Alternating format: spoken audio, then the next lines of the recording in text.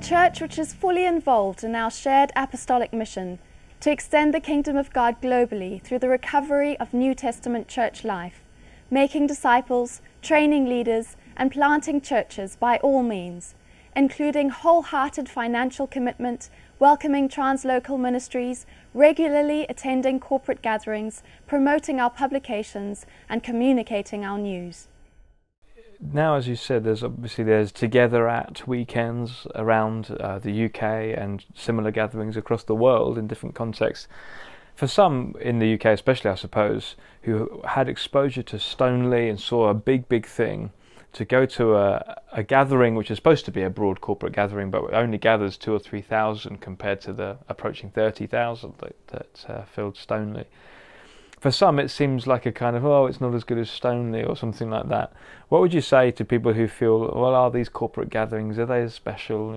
What would you say to people who might be tempted to think that way? Yeah, I think that the smaller groups, which was not our intention, it wasn't our strategy, let's close the big one and go for small ones.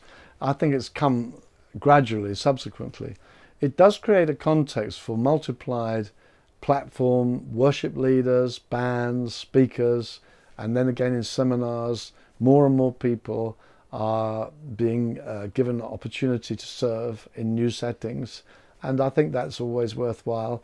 And also, several of them are apostolic developments, so that guys are gathering people to their apostolic vision, which I think is hugely important when that can be the place. I think there's much more personal ownership. I think it also doesn't involve long journeys. And for some people who didn't like camping much, it's normally just a weekend or slightly extended weekend. And so it's not made such heavy requirements. And yet being, I believe, already very fruitful for people. Those who've been doing a little longer than others, I think, are beginning more and more to see the fruits of some of these weekends. I think they're very worthwhile.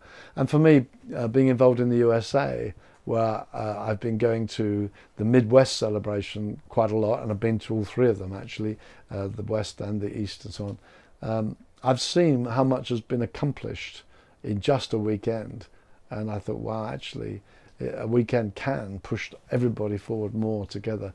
So it's really worth the effort. I would encourage people to get involved in that. And I've also now been to several in South Africa, gather 1,000 here and 1,000 there and so on. It's, I think, very worthwhile. I suppose in a sense it's worth remembering that some of the first gatherings, before perhaps New Frontiers was even called New Frontiers, were gatherings of 1,000 or 2,000, Downs Bible Week and places like that. And it wasn't as if that was somehow, lacking in any weight or punch because it was a smaller group. It was very much a feel, we are in the purposes of God, this is a radical context to be in. So these smaller gatherings can still be very exciting times. But as you say, the Downs Bible Week was hugely formative.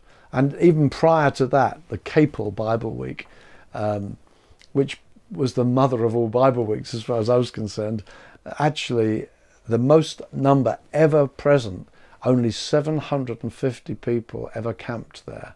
And in the good summer, people were pouring in the evenings, and the top number for Ern Baxter preaching there in the last year, a really very warm summer, and all the sides of the big marquee were put up and people were sitting on the fields around. It was only 2,000, but I would say the impact was phenomenal across the nation. And so you're making a good point that, size is not always the only test. God can do amazing things. But if you come from a church of 100 or a church plant that hasn't even reached 100 yet, to gather with 1,000 or two is highly motivational and very much worth doing, I would say.